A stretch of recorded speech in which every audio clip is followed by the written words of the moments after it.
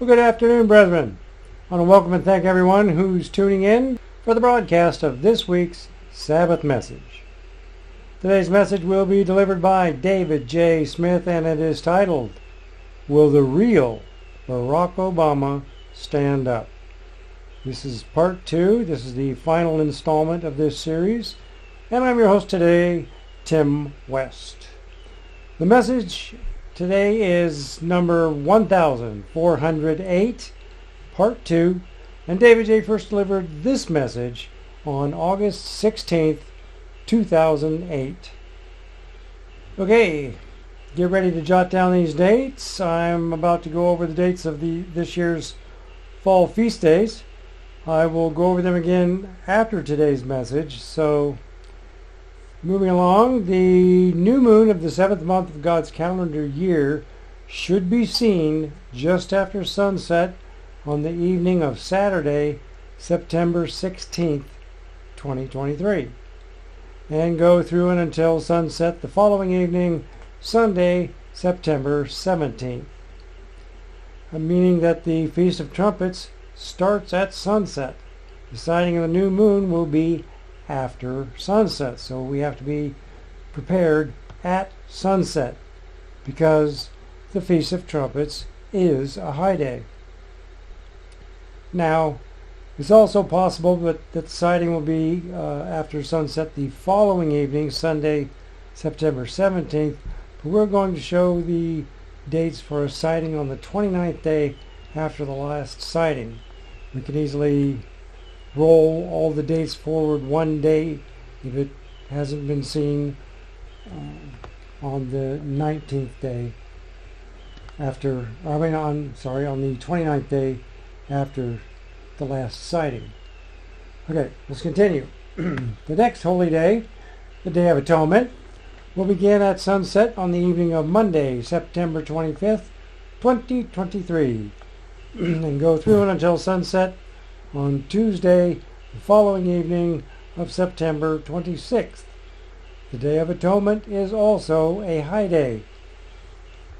The Feast of Tabernacles will begin at sunset Saturday, September 30th, 2023, and goes through and until sunset on Sunday, October 1st. The first day of the Feast of Tabernacles is a high day.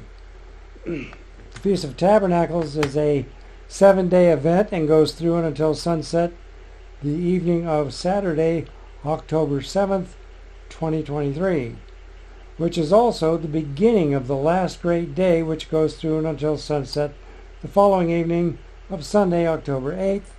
The last great day is a high day, the final high day of God's calendar year.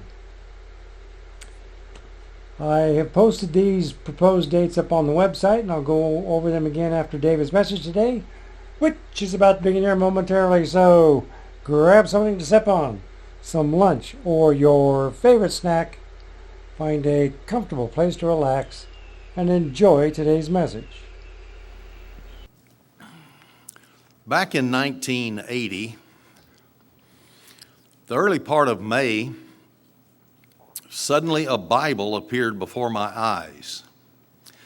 I didn't understand that at all.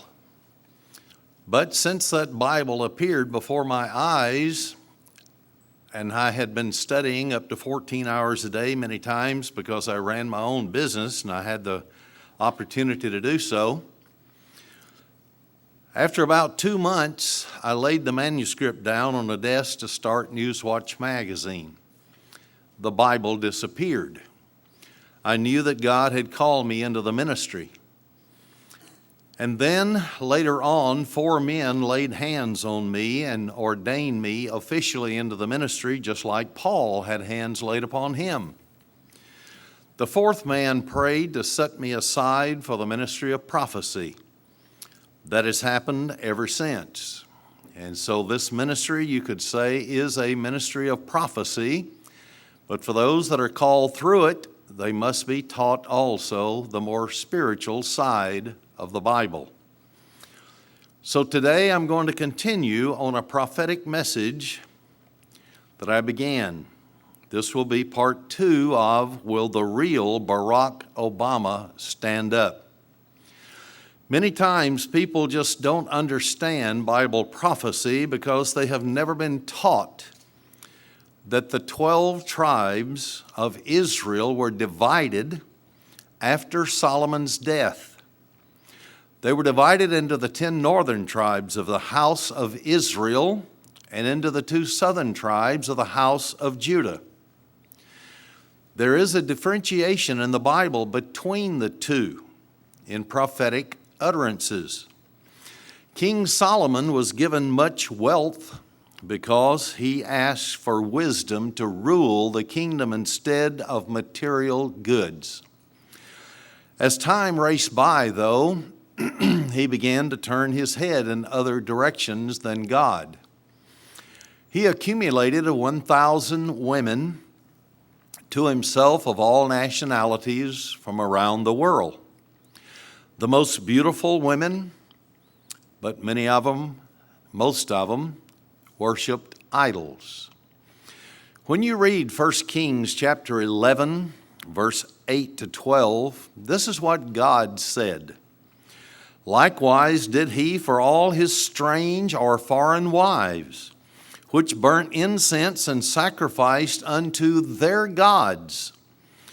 And the Lord was angry with Solomon, because his heart was turned from the Lord God of Israel, which had appeared unto him twice. And he commanded him concerning this thing, yes, this thing of idolatry and allowing his wives access to offering sacrifices to demons in the very temple of God, that he should not go after other gods. But he kept not that which the Lord commanded. Wherefore, or because he continued in this sin, the Lord said unto Solomon, Forasmuch as this is done of you, and you have not kept my covenant and my statutes, which I've commanded you, I will surely rend or tear the kingdom from you, and will give it to your servant. Notwithstanding in your days I will not do it for David your father's sake. But I will rend or tear away the kingdom out of the hand of your son, and his name was Rehoboam. Now God caused a division, according to 1 Kings chapter 12, verse 15, and it was from him. Judah was going to forcibly bring back the northern 10 tribes of Israel by the military into the kingdom. But when you drop down to chapter 12 of 1 Kings, verse 24, it says, Thus says the Lord, you shall not go up, nor fight against your brethren, the children of Israel. Return every man to his house, for this thing is from me. They listened to the word of the Lord. So there was a secession from the union. There were 10 tribes that separated from the 2.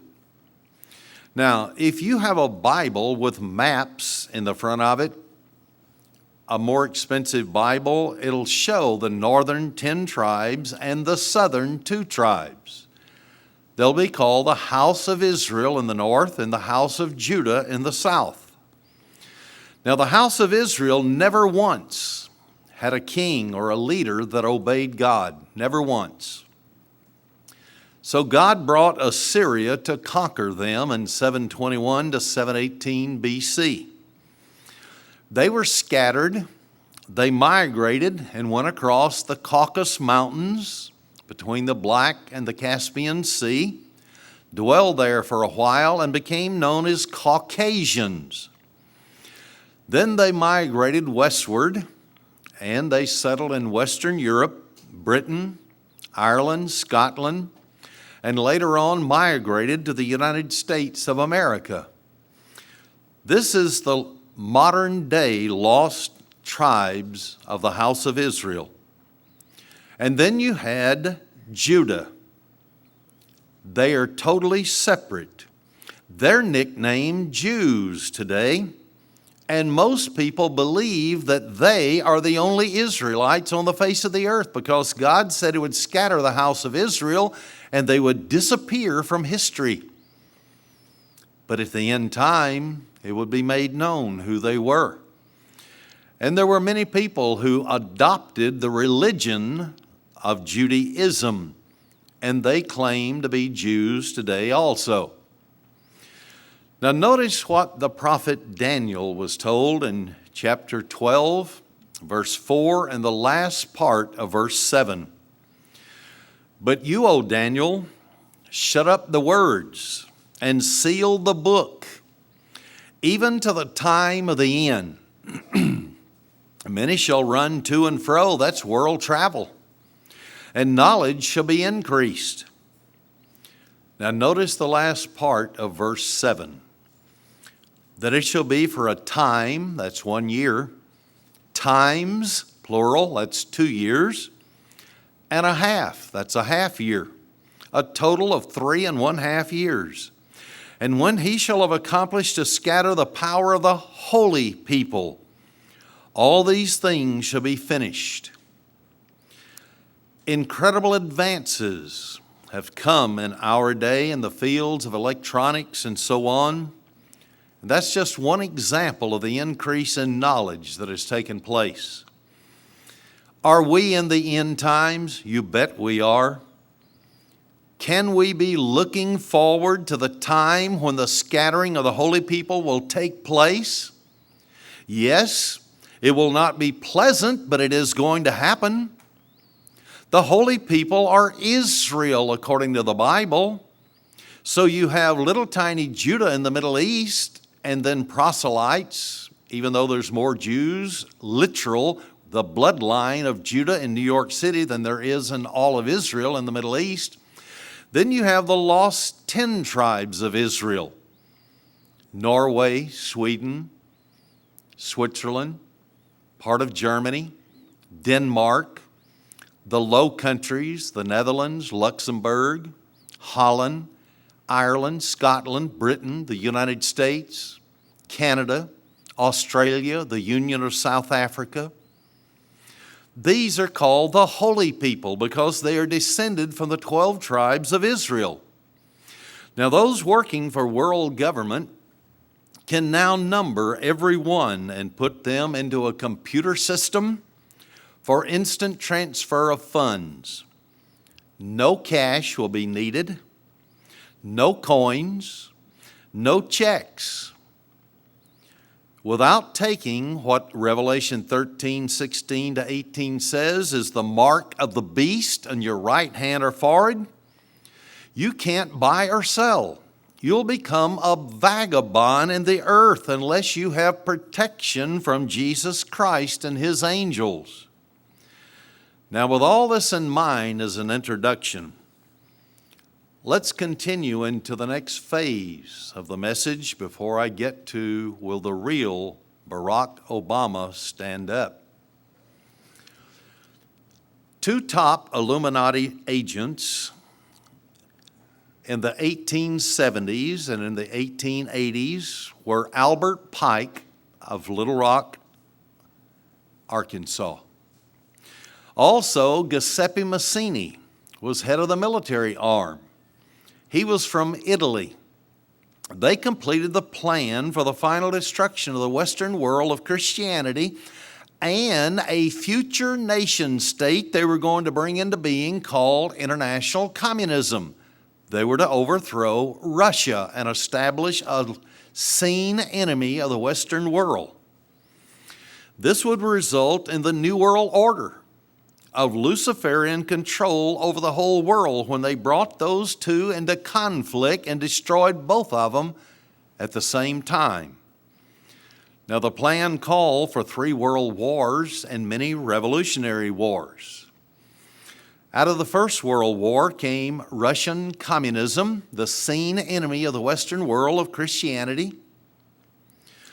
Out of the Second World War came the United Nations, a front for a world government. And then also China and smaller nations were being overthrown for communism. The strategy was they would take, as V.I. Lenin said, first take Eastern Europe. They did it as satellite countries, as a buffer between the rest of Europe and Russia. Secondly, they would take the masses of Asia. So Mao Zedong led the overthrow of China. Lastly, after their revolutionary wars, overthrew many countries in Africa, South and Central America, and Cuba, right off 90 miles off the coast of Key West, Florida. The United States was to fall because they would be infiltrating from within. And then they even had a strategy in case it did not fall, they would take it by the military. The United States today is bogged down in war in Iraq and Afghanistan. On the home front, however, Barack Obama is running for the presidency of the United States. He is the least known candidate to ever run for that office. He went on his tour to war zones in Iraq and Afghanistan and allied nations as well, such as Israel and Germany. He stated that Israel is an enemy of America before he became a senator.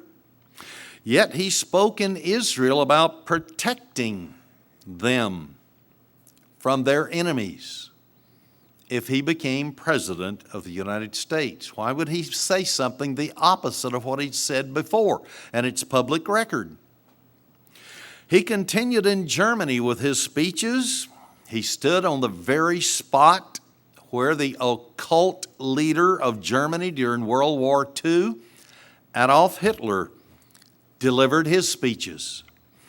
He delivered a message that thrilled the German people. He spoke of world citizenship, world government, even used the phrase, the New World Order, and that he would confiscate all guns in America and prevent the manufacture of guns and ammunition. However, he has not told the American people that he would destroy the Second Amendment, guaranteeing us the right to own guns. The Obama campaign, meantime, is taking a shot at what might appear to be an unlikely constituency in Pennsylvania, gun owners. The Politico newspaper reports Obama is trying to highlight his background in constitutional law and downplay his record of voting consistently, his voting record of consistently supporting gun control. Obama has voted for bans on semi-automatic weapons and concealed weapons and voted for limits on handgun purchases. Charlie Gibson raising the issue of gun control with Obama last night, specifically whether he favors a ban on handguns. In 1996, your campaign issued a questionnaire, and your writing was on the questionnaire that said you favored a ban on handguns. No, my writing wasn't on that particular questionnaire, Charlie. Well, that's an Obama misstatement. His handwriting does appear on a questionnaire. Here's the survey in question. The Obama camp did not deny that that is Obama's handwriting. And the answer is yes to the question, do you support legislation to ban the manufacture, sale, and possession of handguns? Now, the Obama camp claims the answers provided in the survey don't reflect his current views. But why doesn't he say that? The right to bear arms is one of the fundamental ideals on which our nation was founded. Hard-working, law-abiding Americans have for generations enjoyed this freedom in their communities and with their families. But Barack Obama believes that many Americans simply cling to guns in times of economic distress. Speaking behind closed doors to an audience of San Francisco donors, Barack Obama said they cling to guns or religion as a way to explain their frustrations. Obama's anti-gun record is long. In 2004, he voted against legislation drafted to protect homeowners from prosecution in cases where they used a firearm to halt a home invasion. In 2003, he voted in support of legislation that would have effectively banned most of the privately held hunting shotguns, target rifles, and black powder rifles in Illinois. And in 1996, Obama supported a ban on the manufacture, sale, and possession of handguns. But now, Obama's running for president and claims no knowledge of this, even though his handwriting is all over it. When was he planning to do that? Was he planning to do it after the elections? If the elections come off? Albert Pike, Giuseppe Mazzini, V.I. Lenin, and Barack Obama are not the only ones who have called for the destruction of the greatest power that has ever existed. It was prophesied in the pages of the Bible that the United States and Great Britain would become the greatest nations on the face of the earth in the last days. A company of nations, Great Britain, and a single great nation. Iran's president blamed the United States and other big powers for nuclear proliferation, for the AIDS epidemic, and other global ills, and accused them of exploiting the United Nations organization and other organizations for their own gain. And the developing world would be the losers. Of course, Iran has been building their own nuclear weapons, even though they say that it's to provide electricity for their people, to help better the lives of those individuals. But the president of Iran said time was on the poor country's side. To be exact, he said, and I'm quoting, "The big powers are going down. They have come to the end of their power, and the world is on the verge of entering a new promising era," end of quote. There are more than 100 member nations that have joined a non-aligned movement. They're not for the United States, they're not for Russia. It's made up of different members such as Communist Cuba, Jamaica, India, and they depict themselves as bloc-free nations. Most of the members are critical of the United States of America and the developed world in general. That means Western Europe.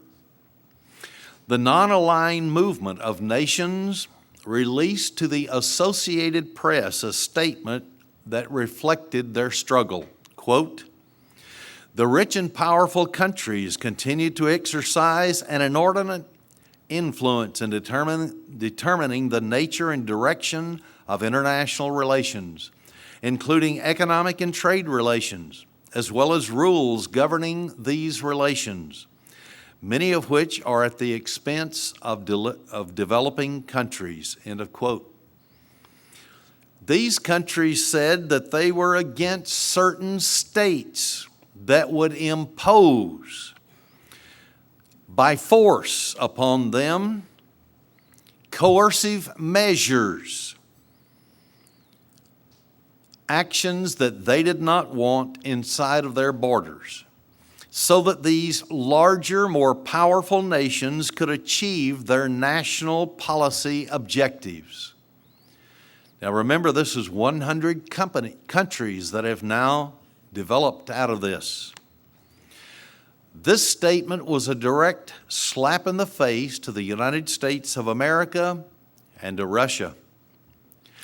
The United States has had mercenary Blackwater troops in the little tiny country of Georgia for some time.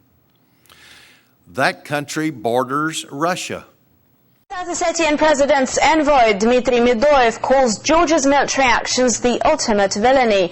He says the Georgian army is possibly reinforced by mercenaries, as foreigners have been found among their bodies. This nation is right now fighting for its survival, but we are also fighting for world peace, and we are also fighting for future world order. What is at stake here is world order, and what is at stake here are basic principles of international law. But the point here is, it's not about me, it's about the idea of freedom. It's about the future of the whole region. It's about the future of Europe and a new world order. Georgia wanted to be a free country with elected officials. They did so. They became what they called a democratic country instead of a communist country. But Russia saw things differently. Russia was called upon by the Group of Seven, better known as G7, industrial powers for a ceasefire. But to no avail, Russia moved in, set up their positions to take back the little country of Georgia. The major reason for the Russian invasion is because of a major pipeline that is being threatened that carries oil from Russia right on into Eastern Europe. It has alarmed investors in Russia and has raised fears of a wider, more volatile region where war could break out surrounding Iran, Turkey, and Russia. Moscow said it would not compromise. We're seeing the two most powerful players on the world scene having political problems right now. The very ones that are talked about in one spot in the Bible as having a confrontation in the last days. The United States is in war in Iraq and has plans to move in on Iran, possibly before Bush leaves office. The United States has troops in Georgia, mercenary troops. Russia has invaded Georgia to secure its oil pipeline for its investors, economics. Iran and Russia supposedly have agreements in case of war. One will come to the other's aid. They could possibly come to each other's mutual aid in case war were to break out. Now, this is all very interesting because could this be the beginning, the setting the stage for this Third World War that was talked about in 1871? By Albert Pike and Giuseppe Mazzini, worshipers of Lucifer or Satan the devil. The Illuminati said they needed, in order to bring about this world government, this Third World War. This would leave the United States, if we're bogged down over in the Middle East in a war with Iran, to be run over by Communist China, who is to our west, who has military troops at both ends of the Panama Canal, and other communist nations combined with them. Ezekiel chapter 38, verse 1 to 12, I'll not go into the whole thing, but at least in one verse, I think it's verse 5, that it says Persia will be joined with them against the United States of America, the house of Israel. Who is modern day Persian? Iran. Take a map of old Persia and lay it down, and it's Iran.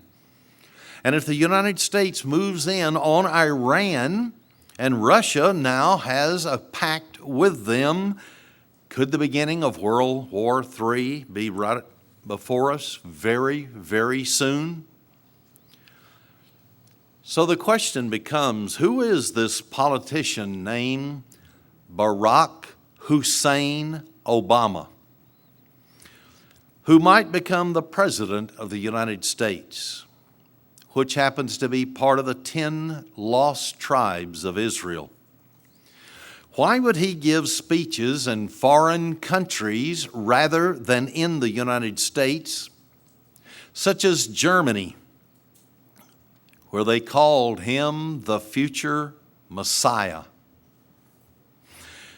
Why did Muslim leader of the Nation of Islam, Louis Farrakhan, stand before thousands and state that Obama was to be their Messiah?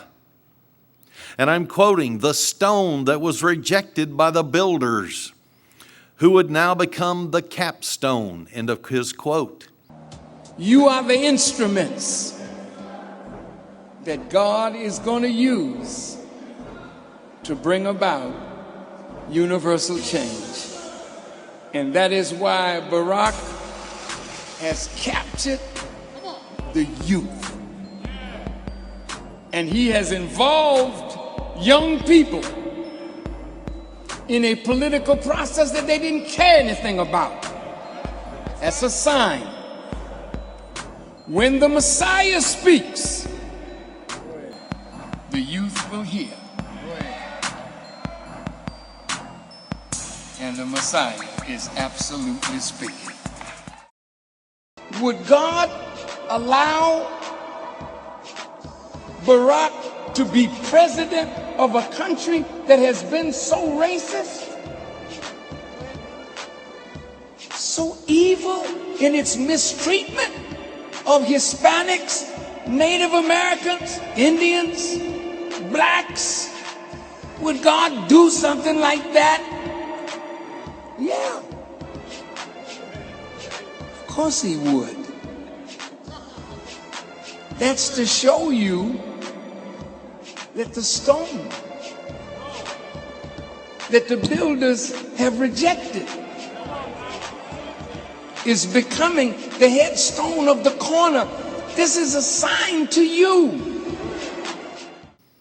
We know that is a Bible scripture talking about Jesus Christ, but they're using it for Obama. Who is Farrakhan? He heads up the Nation of Islam.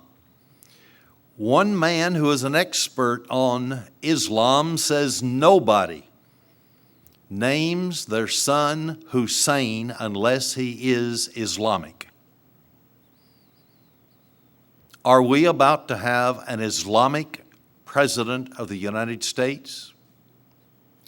Could he be the one that would step in, prevent the manufacture of guns and ammunition, and confiscate America's guns as he said in Germany? Why didn't he tell us these things? Why did he tell the German people that there would be a new world order, but he didn't tell the American people? Will Obama help facilitate the coming economic crash to destroy America? And more importantly, why has the mass media not told the American people any of these things? Let's investigate just a little further. Here is a statement. Came from CBN News. Barack Obama made this statement with pride. Quote, "We are no longer a Christian nation. We are now a nation of Christians, Jews, Muslims, and Buddhists." Whatever we once were, we are no longer a Christian nation, at least not just. We are also a Jewish nation, a Muslim nation, and a Buddhist nation, and a Hindu nation, and a nation of non-believers. As with so many other statements I've heard him make, and this was from the telecast, I never thought I'd see the day that I'd hear something that like that from a presidential candidate in this nation.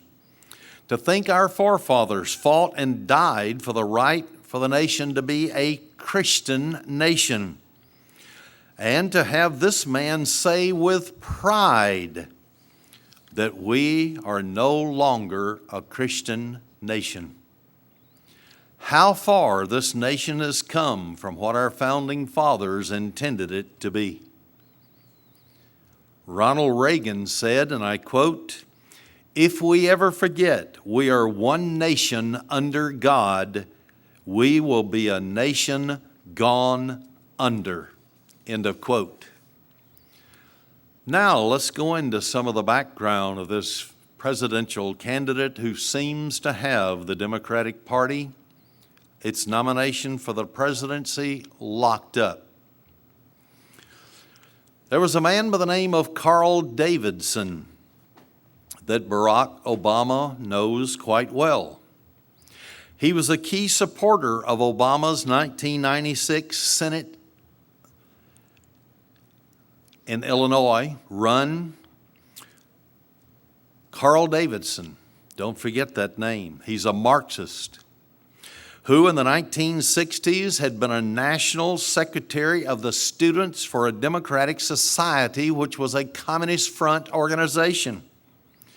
He was a national leader of the anti-Vietnam War movement led by the communists. In 1969, Davidson, along with Tom Hayden, remember, who was married to Jane Fonda, Hanoi Jane, sitting in a North Vietnamese tank with a helmet on, cheering on the North Vietnam or Vietnamese military. They helped to begin what is called the brigades. These brigades were covertly transferred and transported by airlift hundreds of young Americans to Cuba to help harvest sugar cane and interact with Havana's communist revolutionary leadership. The brigades were organized by Fidel Castro's Cuban intelligence agencies, which trained the Batistas in guerrilla warfare. Also the use of arms and explosives. Now, this man Davidson helped to transport them to Cuba. Carl Davidson is an American Marxist who served as a National Steering Committee member of the United for Peace and Justice organization that was co-chaired with pro-Castro socialist Leslie Kagan. Now, Davidson also co-chaired the group called Chicagoans Against War and Injustice. It formed alliances with such organizations as the League of Women Voters, which was a Communist Front organization, Rainbow Push by Jesse Jackson, identified by the FBI as a Communist Front organization, Citizen Action Organization, People for the American Way, all identified by FBI agents as Communist Front organization. The Progressive Caucus, the word progressive is always used by socialist communists as a cover for the word socialism. He was affiliated with the Congressional Black Caucus, identified by the FBI as a Communist Front organization, and the Congressional Hispanic Caucus. All of their objectives, all of these organizations, their aim was to transform the United States of America into a socialistic nation. Davidson advocated the mobilization of new grassroots majorities required for progressive, systematic change.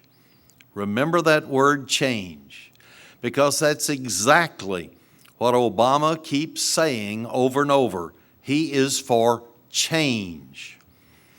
But he doesn't tell us what kind of change that will be. Are we beginning to get the point that I'm making? We will be changed to complete socialism, communism, or, if the international bankers want it, fascism.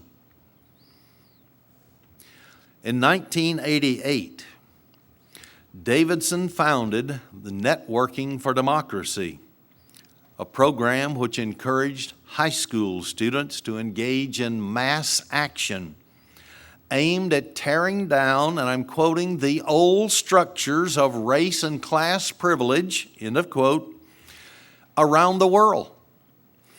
Remember, Franklin Delano Roosevelt hired men back in the 1930s to socialize America. They substituted the word democracy and said it would hide the true meaning of socialism from the American people.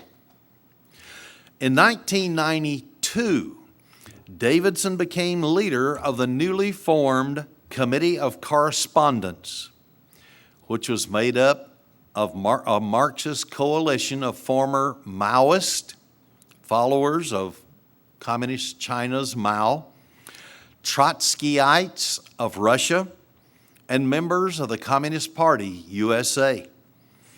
In the mid-1990s, Davidson was a major player in the Chicago branch of the Marxist political coalition known as the New Party, whose endorsement Barack Obama actively sought when he was running for the state senatorship in Illinois.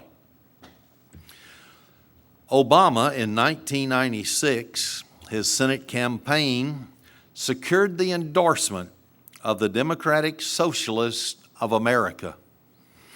This happened to be the largest socialist organization in the United States and the principal U.S. affiliate of the Socialist International. Obama sought and received their endorsement.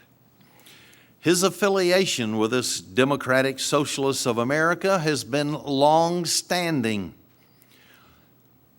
Evidence is that in his book, Dreams from My Father, he pointed out that as a student at Columbia University, he, and I'm quoting, went to socialist conferences at Cooper Union, end of quote.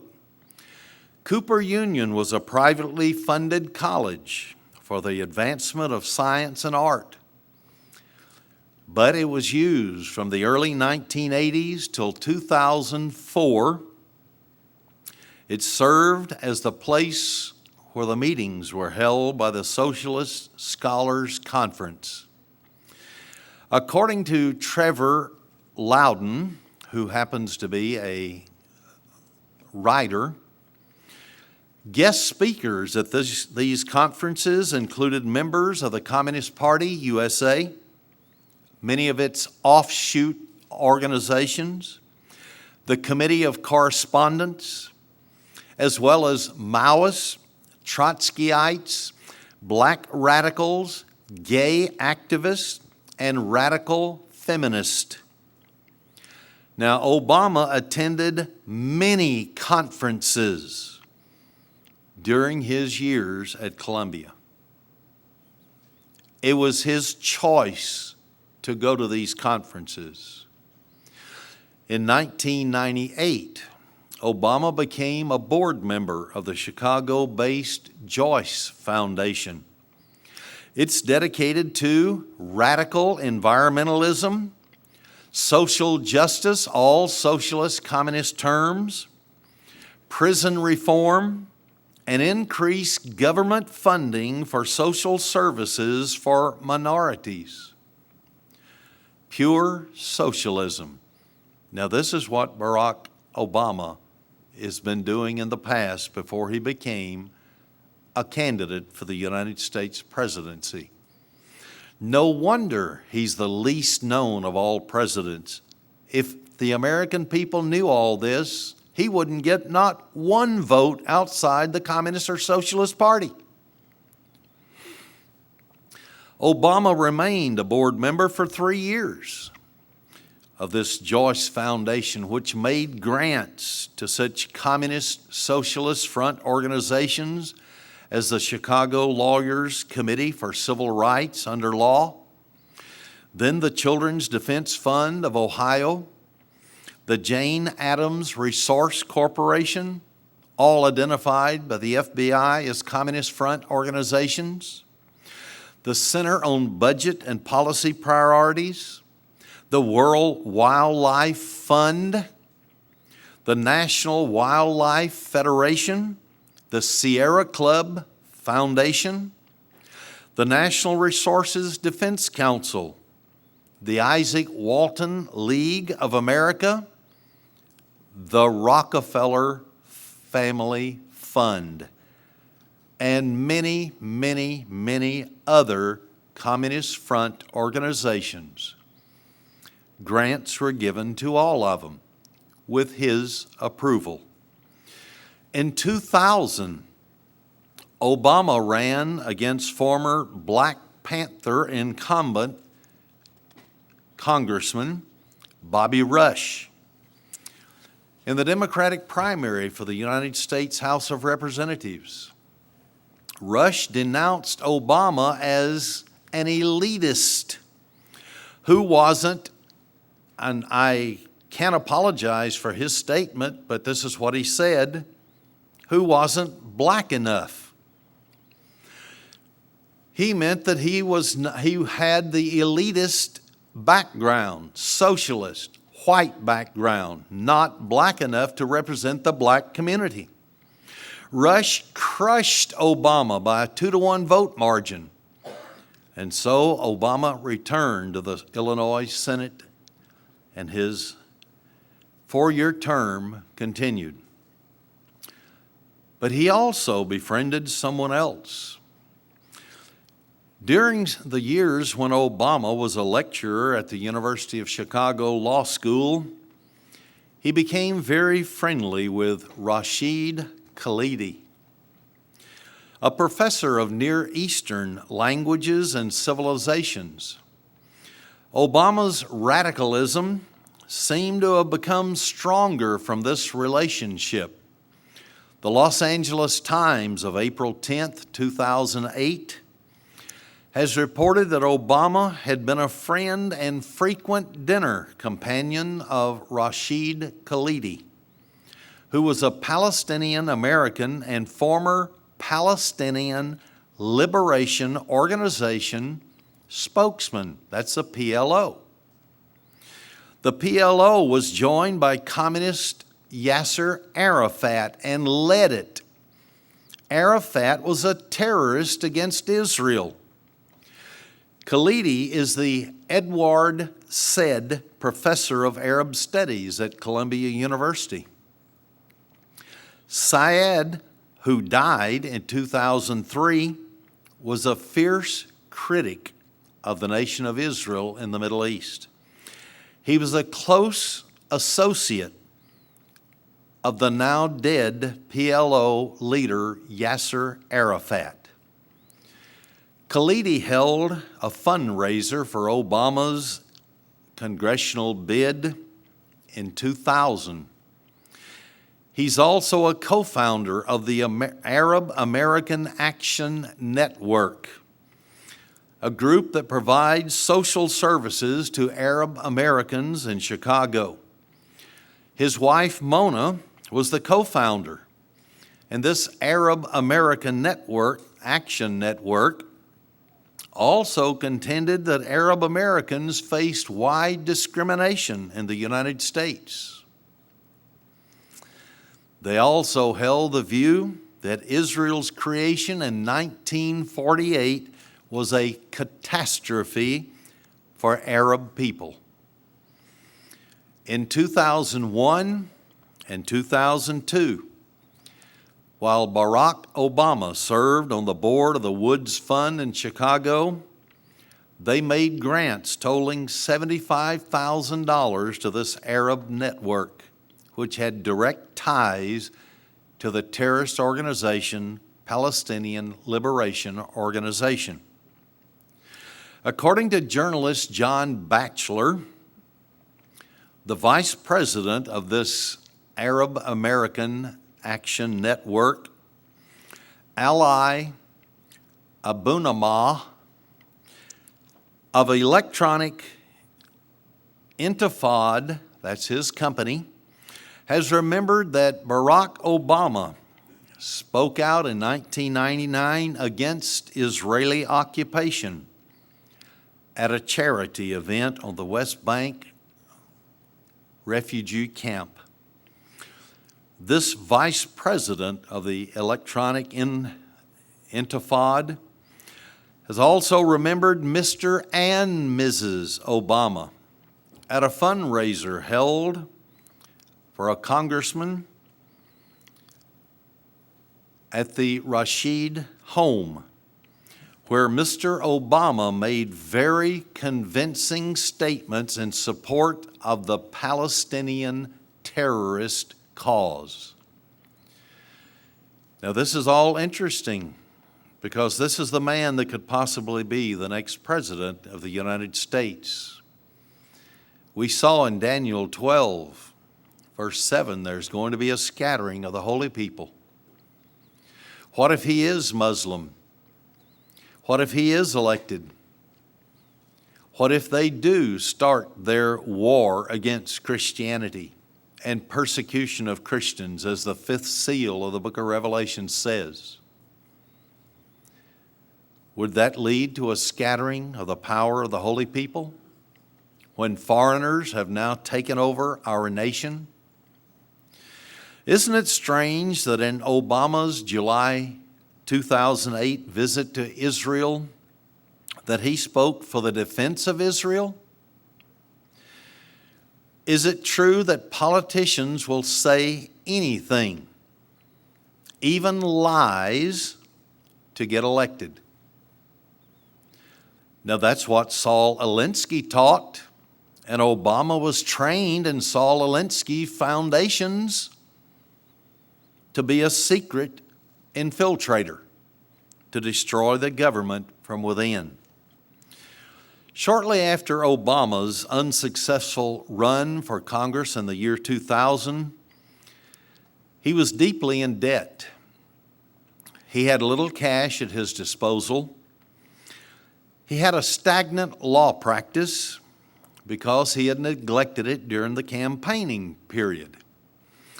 In early 2001, a longtime powerful political supporter, Chicago businessman Robert Blackwell Jr., hired Obama to provide legal advice for his growing technology firm, Electronic Knowledge Interchange. In exchange for Obama's services, Blackwell paid him $8,000 a month as a retaining fee for 14 straight months. That's $118,000. In return for these payments to Obama, Obama put pressure on the Illinois State Tourism Bureau to send a $50,000 grant to Mr. Blackwell's business. He also issued a formal written request for Illinois officials to furnish a $50,000 tourism promotion grant to his business. His business that he wanted to promote was Killer Spin. That particular business sells apparel for racket or for table tennis. They wanted to hold tournaments in Illinois and the state sponsor it. Killer Spin received not the full $50,000 the first year. It received $20,000. But over the next couple of years, it received $320,000 because of Obama's pressure that he put on the committees. And so in the year 2002 and 2004, they received that kind of money. Here's what one man wrote concerning this particular transfer of funds. First, Blackwell to Obama, then Obama putting pressure on the state of Illinois. Quote, "This looks like a rather obvious quid pro quo. In exchange for $118,000 in salary, Blackwell received $320,000 in state taxpayer money and influence at the highest level of state politics." End of quote. Will there be change when Mr. Obama takes over? Yes, there will. There won't be corruptible change. That corruption will keep going, but it will be to socialism. Mr. Blackwell, on his website in 2008, said he was committed to raising between $100,000 and $200,000 for Obama's run on the White House. And he's doing his job well. Obama was very outspoken as an opponent to the Iraqi war, even before it was even first discussed openly that we were going into Iraq to unseat Saddam Hussein. On October 2nd, 2002, Obama gave an anti-war speech alongside of Jesse Jackson. Now you have to understand who Jesse Jackson was and even is today. He was trained with Dr. Martin Luther King by the same set of communists. And so Mr. Jesse Jackson is socialist 100%. But they delivered their message on the same day that President Bush and Congress had agreed on a joint resolution to use force against Iraq. Jesse Jackson was taught by the same group of communists that Dr. King was. Now remember, King sat in the Communist Party meeting at Mount Eagle, Tennessee, sitting right next to Communist Party leader William Z. Foster. That's where he was trained in the production of Molotov cocktails, so that every time he gave an inflammatory speech, there would be those who were in the audience of the crowd, and they would start by throwing Molotov cocktails and beginning fires and burning down whole city blocks. Who was a friend of Jesse Jackson? Barack Obama.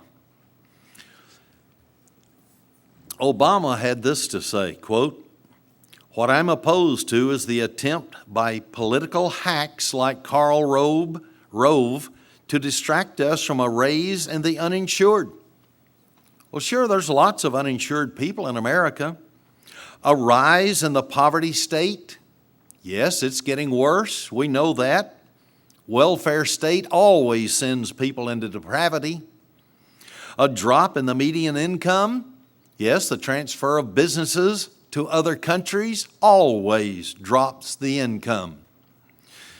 To distract us from corporate scandals and a stock market that has just gone through the worst month since the Great Depression. That's what I'm opposed to, end of quote. And some of those things are good to be opposed to. But when the very people you run with are causing it, why would you speak out against it if you weren't diverting attention in another direction? In July 2004, Mr. Obama delivered the keynote address at the Democratic National Convention in Boston. He used the speech to introduce himself to a national audience while he put down the Bush administration and the war in Iraq. In 2004, Mr. Obama ran for one of Illinois' 2 seats in the U.S. House, or Senate House. The Chicago Tribune endorsed Obama's campaign. But more importantly, the Tribune persuaded a Democratic appointed judge in California to open the sealed divorce records of Obama's Republican opponent. It revealed allegations, not absolute proof, of a sex scandal. They were allegations only by an ex-wife that did not want her ex-husband to get custody of their children. So the Republican resigned from office. Obama had no one to oppose him for the senatorship in Washington, D.C. The question is, even in his state senatorship, he had no one to oppose him there because of manipulations. Has he ever won a legitimate campaign? The answer is obviously no, when you have no opposition. Now, Mr. Obama had a $10 million campaign war chest from contributors. And with no Republican opponent, Obama had an open road to become the next U.S. Senator from Illinois. His friend and political supporter, the longtime Chicago alderwoman, was Dorothy Tillman. She helped him win the voting in Chicago's predominantly black wards. He also received valuable backing from both Jesse Jackson Sr. of the Rainbow Coalition and his son, Jesse Jackson Jr. But who is Dorothy Tillman? From 1984 to the year 2006, she was a Democrat. She was an alderwoman, which is a city council member in Chicago's largely black 3rd Ward. Well known for her revealed record of municipal corruption, her uncompromising views on race, and her professed anti-Americanism, she became a longtime friend of Barack Obama. During her time in elected politics, Tillman became the leading proponent. Some of you may remember this hitting the national news on giving reparations to the black race for slavery of their great-grandparents. She claimed that America remains, quote, one of the cruelest nations in the world when it comes to black folks, end of quote. She continued by saying that the United States owes blacks a debt. In 2004, Tillman was among the politicians whose backing of Obama's U.S. Senate run helped to get him all the black votes available in predominantly black wards in Chicago. In 2005, a Chicago area newspaper, Lakefront Outlook, launched an investigation into Tillman's financial books. They discovered a pattern of irregularities, financial irregularities, stemming from this particular tax-funded project. It was marred with tax violations. The investigators further found that Tillman was engaging in blatant nepotism, which is hiring family members to staff the financially troubled institution. As a direct result of all these revelations about her financial dealings and use of taxpayers' money, she lost in her 2006 bid for re-election. And yet, she was one of the biggest supporters and endorsers of Barack Obama when he ran for the Senateship of the United States. In March of 2005, Barack Obama joined forces with a web-based grassroots political network called Move On. It seeks to use its fundraising clout to push the Democratic Party even further to the political left, which is socialism, in an effort to raise campaign funds for West Virginia Senator Robert Bidd's 2006 re-election bid. He also is affiliated, Mr. Robert Byrd, with many secret societies that have been used their influence for corruption in America. Obama wrote on this website, quote, "You and millions of others working through Move On have helped change the way politics work in this country," end of quote. In 2005, in a commencement address, Obama described the supposedly conservative philosophy of the government as one of the promises that it will give something back to everyone. It'll help to divvy up individual portions and give it back to the people in the form of tax breaks, handouts, and then encourage the people to buy their own health insurance, provide their own health plan, provide their own health care, their own education, and so on. And yet, when you look at it, those who took his speech and analyzed it and compared it said that it was nothing but social Darwinism, socialism. This is exactly what he is offering to the United States of America right now. In September of 2005, Mr. Obama spoke at a town meeting for the Congressional Black Caucus, which was identified by the FBI as a Communist Front organization. Normally, this particular organization say they are devoted to eradicating poverty. But he used it as an opportunity to bring out racial inequalities in America. Obama stopped short of suggesting that the federal government used Hurricane Katrina and the lack of getting the food to the people and supplies, that it was all because of racism. He stopped short of it, but he insinuated it.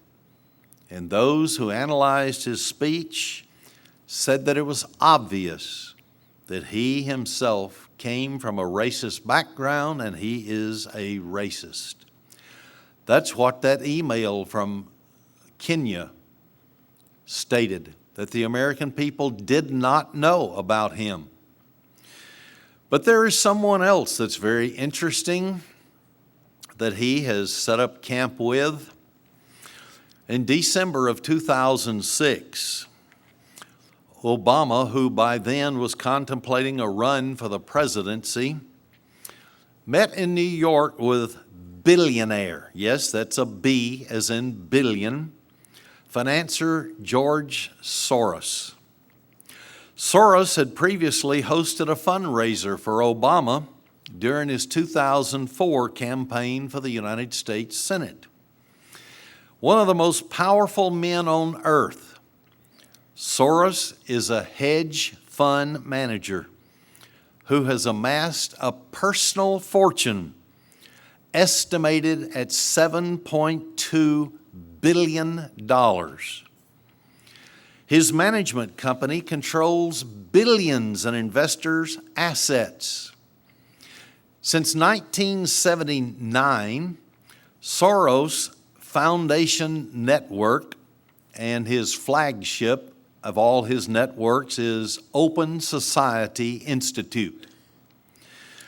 They have dispensed more than $5 billion to a multitude of organizations with the following objectives. Number one, promoting the view that America is institutionally an oppressive nation. A second objective, promoting the election of leftist political candidates throughout the United States. We all should know by now a leftist is a socialist communist. Another one of these objectives that he dispensed this $5 billion to opposes virtually everything, every law that the 9/11 national security measures brought forth. Of course, we know some of them have been taking away our freedoms. We reject them also.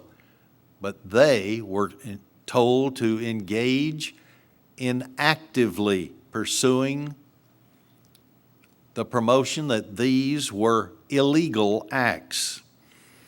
They also, as an objective, were to depict American military actions wherever they were as unjust, unwarranted, and immoral. They also were to, as one of their objectives, promote open borders, mass immigration, and a watering down of current immigration laws. Another one of their objectives was to promote a drastic expansion of social welfare programs funded by ever-increasing taxes.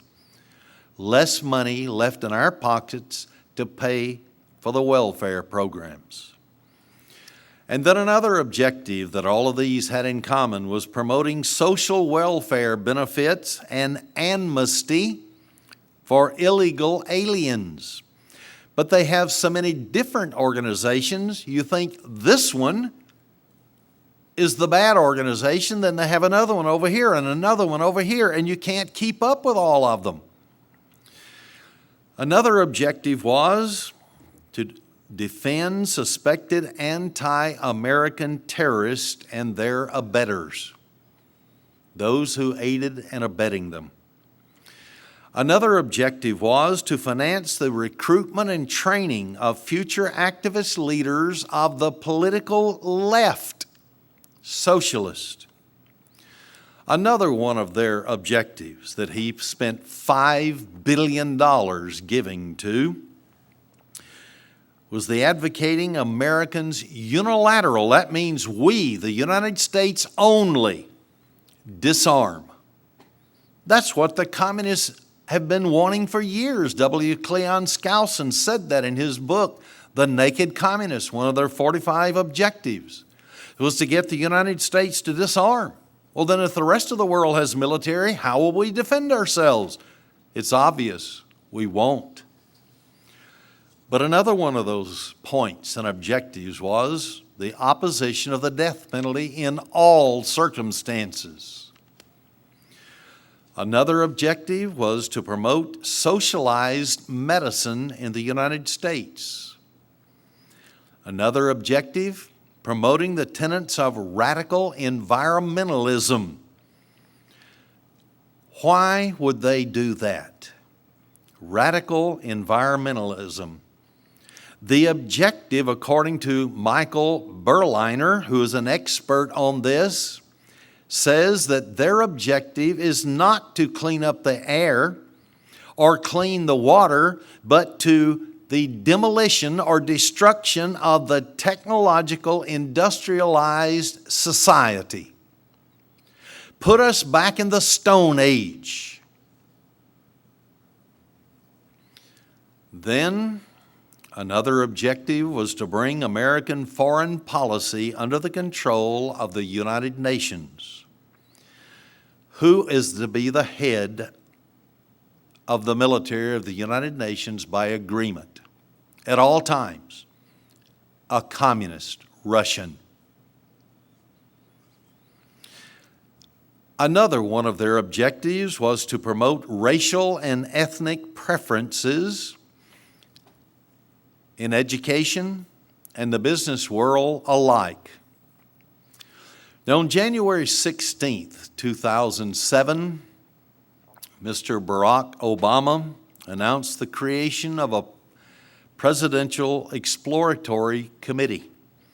And within hours, Soros had already sent a contribution of the maximum allowed by law to kick him off the ground as a political candidate. Later that week, the New York Daily News reported that Soros would back Obama over Hillary Clinton. He had always backed Hillary Clinton, but the reason given was, when you look at their voting records, that he is the most socialized and communized voter in the Senate. Hillary was, until they scrutinized Obama's records. At the time Obama announced the formation of this exploratory committee, he had been in office and logged only 143 days' experience in the United States Senate. He apologized for it in a way, but he said that he had learned one thing, and that is that Washington had to change. The question is, change what? Change from corruption? That I don't believe is what he had in mind with his background. it was changed to full-fledged socialism. How are you going to do that unless you have a dictator? Socialism is only a step toward communism. You have to have an ironclad leader, dictator, to bring about the socialistic program. And then it was supposed to gradually wither away the state, and then everybody would be happy and they would love each other and share with each other. Have you ever known anybody to do that? Human nature says, I want mine and I want yours. And that's why in no communist country it has ever succeeded. Michelle Obama quickly emerged as one of the new candidates' most vocal campaigners. In a February 2007 appearance with her husband on the television program 60 Minutes, Mrs. Obama implied that America's allegedly rampant white racism posed a threat to her husband. She explained that he might be killed going down to the gas station. Right on 60 Minutes.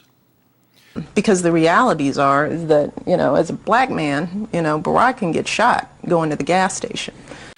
In a January 2008 speech, Mrs. Obama depicted the United States as being a nation whose people are inclined to, and I'm quoting, hold to their own stereotypes and misconception, and to feel justified in their own ignorance, end of quote.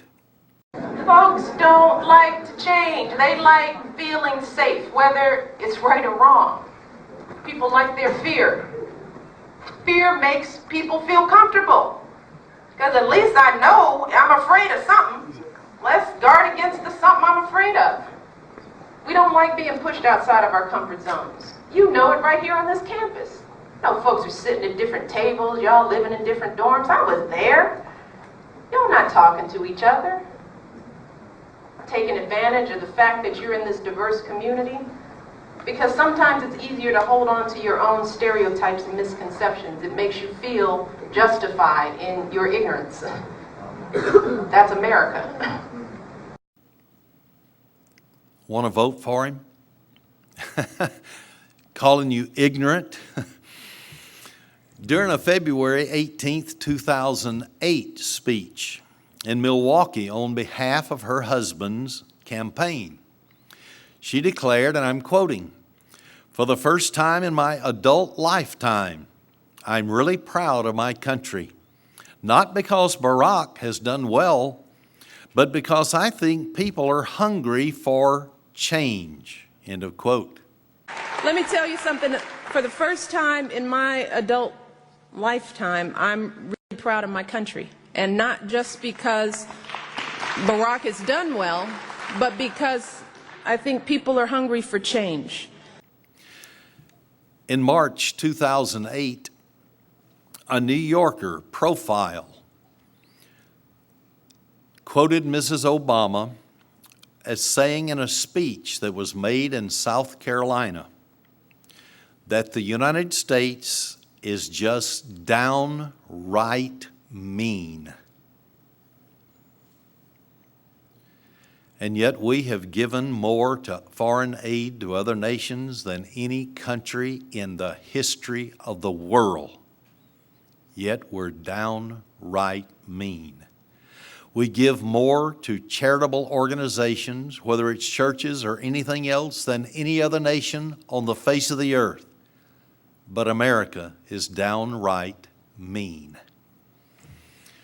But note some of the other supporters for Barack Obama. George Clooney, socialist. Rob Reiner, socialist. Arianna Huffington, socialist. Jesse Jackson, socialist. Michael Eric Dyson, socialist. Manning Marable, socialist. Cornel West, socialist. Barbara Weinstein, socialist. Lawrence Tribe, socialist. Hanoi Jane Fonda, socialist. Her former husband, Tom Hayden, socialist. Michael Ratner, socialist. Danny Glover of Hollywood, socialist, outspoken socialist. Martin Sheen, socialist. Susan Sarandon, socialist. Spike Lee, socialist. Michael Moore, socialist. Mike Mayer, socialist.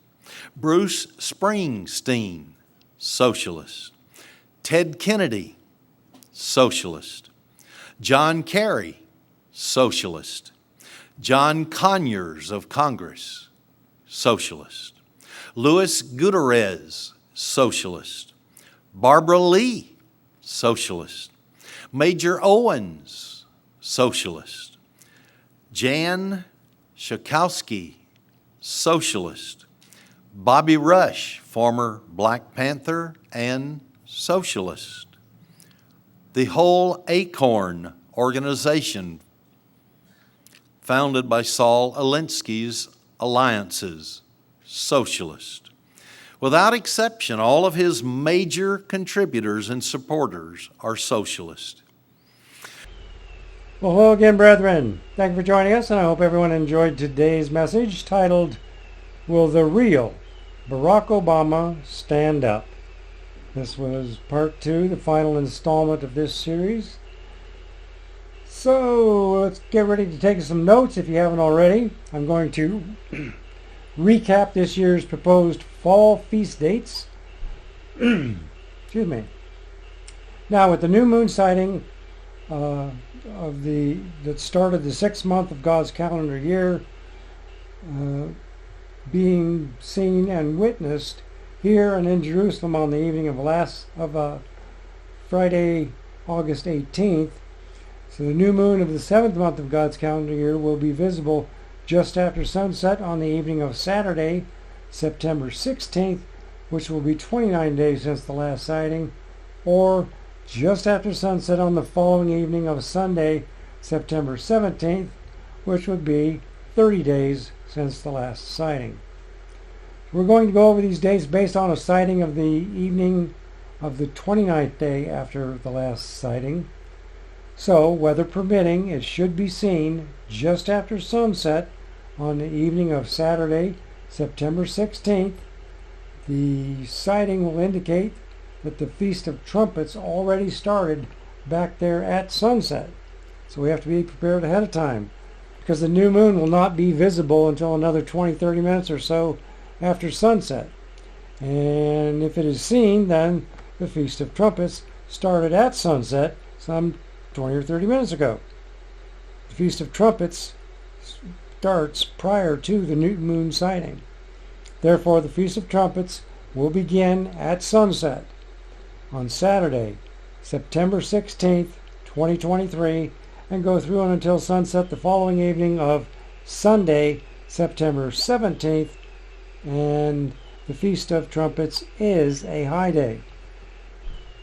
The next high day is the Day of Atonement, which will begin at sunset on the evening of Monday, September 25th, 2023, and go through until sunset on the following evening at sunset on Tuesday, September 26th, and the Day of Atonement is a high day.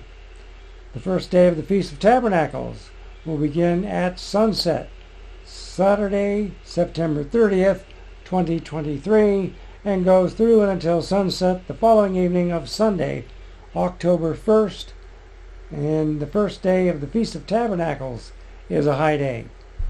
The Feast of Tabernacles is a 7-day feast and will continue through until sunset on the evening of Saturday, October 7th, which is also the beginning of the last great day, which goes through until sunset the following evening of Sunday, October 8th, 2023, and the last great day is a high day.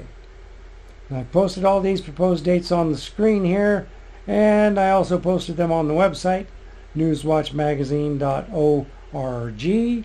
And we will be back again next week with these dates, in case you missed them. For those of you able to access the website, you can jot them down from there, or you can replay the message. You can also re-listen to those messages on the telephone conference call. And otherwise, be ready to take notes next Sabbath. Until we meet again, do not accept the mark of the beast, and let's make all our days worthy of God's blessings. May you all have a blessed week, and goodbye for now.